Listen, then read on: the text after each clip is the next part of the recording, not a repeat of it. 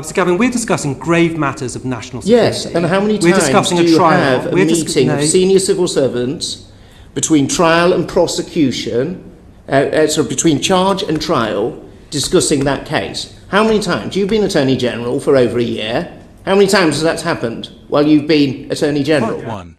Oh, ladies and gentlemen, grab your popcorn, because today we are diving into the most riveting, spine-tingling, absolutely nail-biting episode of parliamentary theatre you will ever witness outside of a daytime soap.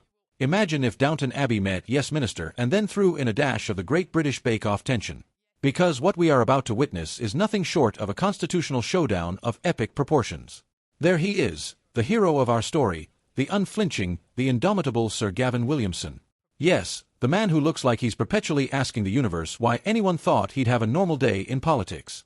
And across the floor, the unassuming, slightly bewildered but very dignified Lord Richard Hermer, the Attorney General, trying very hard to maintain the calm gravitas of someone who has spent their life in law, only to be caught in a question storm of biblical proportions. Before we show you the video footage, I'd like to ask you a small favor. If you appreciate this content, please take a second to like this video and subscribe to the channel. Over 98% of you watch the videos without subscribing. It costs you nothing, but it makes a huge difference to us. So, did you click the subscribe button? Great. Thank you so much. Now, back to the video. You see happen? I mean, how many instances are you aware of other than this one on the 1st of September? How many times have you heard this happening in relation to other prosecutions? 10 times, 20 times, 30 times, or just one time? Let's be really clear, Sir Gavin. Just do a number. You don't have to do lots of words, just a number. I am unaware. How many times, Lord Hermer? How many times? Go on, how many times? Just out of curiosity. Once, twice, 3? Sir Gavin, we're discussing grave matters of national security. Yes, and how many times do you have a meeting of senior civil servants between trial and prosecution, between charge and trial, discussing that case? How many times? You've been Attorney General for over a year. How many times has that happened while you've been Attorney General? Degree of respect. Is it once, twice, 3 times? Well, it's very hard to get an answer in, if I may say so, when I'm you given no opportunity to reply.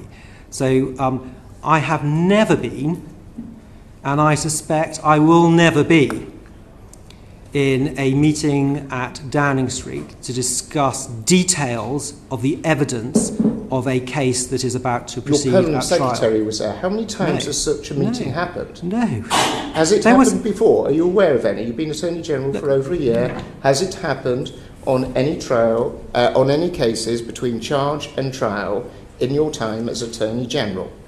Sir Gavin, this committee is rightly concerned We're just interested about in this prosecution of national security. Now, we can either treat this... just answer the question. No, I'm going to I answer... asked how many times there's been a meeting to discuss a prosecution that has taken place between charge and trial that he is aware of with... I anticipate that, and I would certainly hope... 0. There has never been a meeting to discuss the evidence in a forthcoming trial, and that certainly did not take place here. What happened on the 1st of September is that there was a meeting that, amongst other things, considered the handling of a trial that everybody at that meeting proceeded on the basis was going to commence in November. There is nothing improper, and if I may say so, trying to insinuate bad faith. Now picture this in your mind. The air in the committee room is thick with tension, thicker than a double-decker bus stuck in morning traffic. And the question that kicks everything off is, in true British understatement, is it usual, Lord Hermer, for there to be very senior meetings between charge and trial on cases within number 10?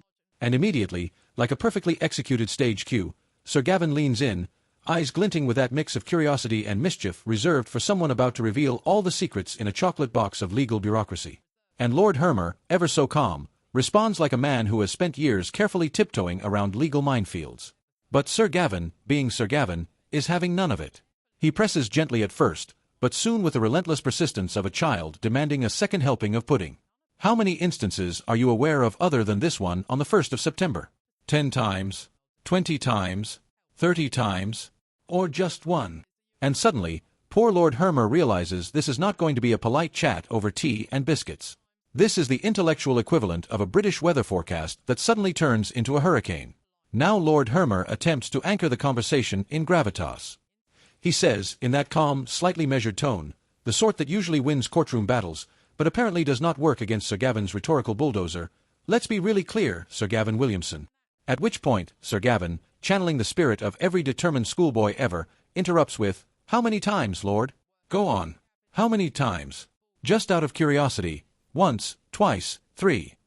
It's as though Sir Gavin has transformed the solemn chamber into a quiz show, complete with invisible audience applause and a dramatic timer ticking ominously in the background. And Lord Hermer, bless him, tries to remind the committee of the seriousness of the matters of national security at hand. But Sir Gavin is relentless. He is a human magnifying glass focusing the collective gaze on this one simple question. How many times? And let me tell you, the beauty of this exchange is in its absurdity. Imagine, if you will, a man trying to discuss the intricacies of national security law and prosecutions suddenly being turned into the unwilling participant in a comedy sketch. Sir Gavin leans in again, voice sharpened with the precision of a laser pointer. Yes, and how many times have we had a meeting of senior civil servants between trial and prosecution, sort of between charge and trial, discussing that case? How many times? You've been Attorney General for over a year. How many times has that happened while you've been Attorney General? And poor Lord Hermer, still attempting to navigate this bureaucratic minefield with dignity, can only mutter phrases like, "A degree of respect would be very helpful," and, "It's very hard to get an answer in," which, to be fair, are the legal equivalent of waving a white flag while trying to solve a Rubik's Cube. But Sir Gavin is undeterred. He is like a man on a mission from the cosmos itself, the cosmic question police, intent on extracting a number, a singular jewel of clarity from the murky waters of civil service procedure.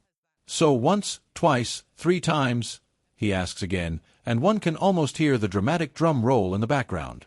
And Lord Hermer, ever the gentleman, tries to maintain composure, tries to remind everyone that the meeting in question is about the careful handling of a trial and that insinuating bad faith does nothing to increase public confidence.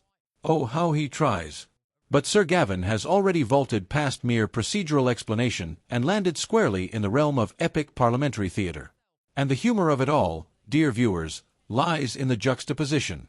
You have on one side a man meticulously trained in the subtleties of law, speaking in carefully measured, slightly hesitant tones, and on the other, Sir Gavin, whose energy suggests he has discovered the legal equivalent of a piñata and is determined to hit it until the candy falls out.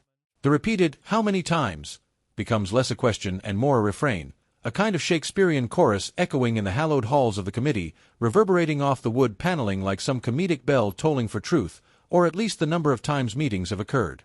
And every time Lord Hermer responds with a variation of, "I anticipate that," and "I would certainly hope so," Gavin's incredulous gaze slices through the ambiguity like a very polite but very firm lightsaber. And let's pause for a moment to appreciate the masterclass in dramatic timing here. Sir Gavin waits just long enough between questions to let the tension build, and then, like a theatrical conductor, unleashes the next line. "No. Has it happened before? Are you aware of any? You've been Attorney General for over a year. Has it happened on any trial, on any cases, between charge and trial in your time as Attorney General?" It is relentless, rhythmic, and hypnotic. If this were a musical, this would be the crescendo before the show-stopping number, the moment where the audience leans forward, breath held, waiting for the answer that might never come. Meanwhile, Lord Hermer's responses, careful, precise, almost Shakespearean in their caution, highlight the absurdity of the situation. He says things like, "I suspect I will never be in a meeting at Downing Street to discuss details of the evidence of a case that is about to proceed," which, in the context of Sir Gavin's persistent questioning, reads like a delicate butterfly flapping in the path of a hurricane. And the hurricane, dear friends, is Sir Gavin Williamson, who is at this point less a committee member and more an inquisitorial force of nature. A man whose singular mission is to turn procedural nuance into a game of parliamentary limbo. How low can you go without actually giving a number? And the exchange spirals into a delightful parody of itself, a dance of words and wit where the stakes are high. After all, national security is no laughing matter. But the spectacle is undeniably hilarious. Sir Gavin leans in again, eyes narrowing with that patented combination of intensity and mild exasperation. "Just answer the question." "No, I'm going, I'm going to ask how many times there's been a meeting to discuss a prosecution that has taken place between charge and trial that he is aware of. And Lord Hermer, doing his utmost to maintain decorum, must repeat in the gentlest tones imaginable that such meetings are extremely rare, that he hopes they never occur, that nothing improper took place. And yet, the humor comes from the relentless, almost absurd persistence of the questioner, who is determined to wring a numerical confession from a man whose métier is nuance and legal circumspection. As the minutes tick by, one can almost visualize the committee room morphing into a theatrical stage, complete with dramatic lighting and the faint strains of a suspenseful score. Sir Gavin, a one-man question machine, continues to prod and poke at Lord Hermer, whose dignified, slightly bewildered responses provide a perfect counterpoint, creating a rhythm that is as comedic as it is intellectually compelling. It is a masterclass in parliamentary theatre, the slow burn of tension, the relentless pursuit of clarity, the polite but firm resistance of someone who knows that words can be both shield and sword. And then, in a final flourish of brilliance, Sir Gavin lands the rhetorical equivalent of a mic drop, leaning in, voice imbued with the gravity of a man asking the ultimate question. How many times has such a meeting happened? And we are left with the exquisite absurdity, Lord Hermer poised and composed, essentially saying, "Well, not really. Not here. Not to my knowledge." And Sir Gavin, undeterred, staring into the chamber like a man who has just glimpsed the face of bureaucracy and decided to ask it out for a cup of tea. Anyway, ladies and gentlemen, if you were to bottle the tension, the comedy, the meticulous questioning, and the gentle legal defense on display here, you would have a product more potent than any cup of British tea ever brewed. It is a spectacle that demonstrates, in the most charmingly British way imaginable, that even in matters of national security and legal propriety, there is always room for drama, for comedy, and for the unassailable, unstoppable curiosity of Sir Gavin Williamson. So, as we watch this heroic exchange, let us not forget the delicate balance at play, the seriousness of governance, the nuance of law, and the absurdly human, almost theatrical delight of a relentless line of questioning. One cannot help but chuckle, wise, and marvel in equal measure as the dialogue unfolds. Sir Gavin, with the tenacity of a dog who has found a particularly squeaky toy, continues to press for a simple number, while Lord Hermer, with the calm dignity of someone who has spent a lifetime navigating the labyrinthine corridors of legal authority, responds with measured, careful words. And in that tension, that delightful clash of persistence and decorum, we find comedy, spectacle, and a reminder of why parliamentary scrutiny, even at its most high stakes, can be as entertaining as it is important. By the end, one cannot help but admire the artistry.